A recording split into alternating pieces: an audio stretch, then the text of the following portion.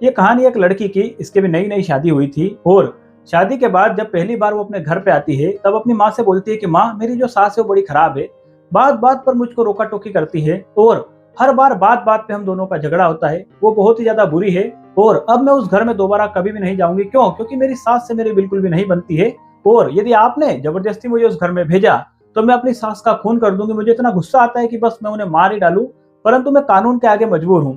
तब जो उसकी माँ होती है उसे समझाती है कि बेटा, अभी तुम्हारी नई नई शादी हुई है, वैवाहिक जीवन में सारे उतार चढ़ाव चलते रहते हैं।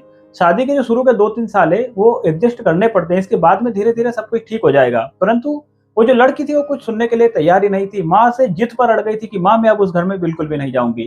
तब उसकी माँ है उसे बोलती है कि बेटा, तेरी प्रॉब्लम क्या है? तेरी प्रॉब्लम बस तेरी सास है ना, तो मैं तुझे एक जहर की पुड़िया देती हूँ। अब तू एक काम करना, तू अपने घर जा और अपने घर जाकर बढ़िया स्वादिष्ट से पकवान अपनी सासू माँ के लिए बना और इसमें ये पुड़िया में से थोड़ा सा जहर उस पकवान में डाल दे। और बेटा, तुझे काम 6 महीने तक करना है। रोज अच्छे अच्छे व्यंजन बनाने हैं, अच्छे अच्छे पकवान अपनी सासू माँ के लिए बनाने हैं, उन्हें खिलाने हैं और थोड़ा थोड़ा जहर इसमें डालते रहना। इससे क्या होगा कि 6 महीने में तेरी सास जो है मर जाएगी और किसी को तुझ पर शक भी नहीं होगा। बस तुझे करना यह है कि जहर थोड़ा थोड़ा डालना है और रोज अच्छे अच्छे पकवान अपनी सासू माँ के लिए बनानी है, उनकी खूब सारी सेवा करनी है, ताकि जब वो लास्ट में एक्सपायर हो जाए, जब वो खत्म हो जाए, तो परिवार में किसी का भी शक तेरे ऊपर ना जाए। अब जो उसकी बेटी थी बड़ी खुश हो गई, उसको चारा मिल गया था। वो जो पुड़िया लेती है अपने पास में रखती है और अगले दिन अपने ससुराल पहुंच जाती है।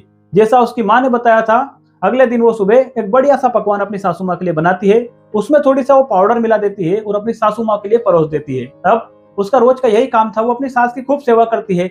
इस तरह 1 महीने, 2 महीने, 3 महीने, 4 महीने बीतते गए और जब 5वां महीना पूरा होने वाला था तब वो जो लड़की एक दिन अपने घर आती है।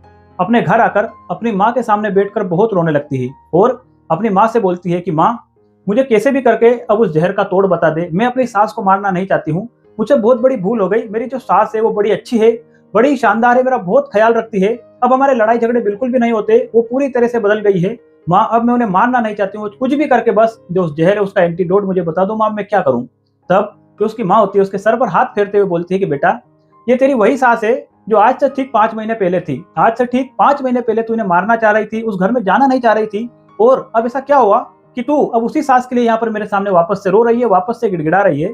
तब वो जो लड़की होती है वो बोलती है कि नहीं माँ, मुझसे बहुत बड़ी गलती हुई, जो मेरी सास है बहुत प्यारी है।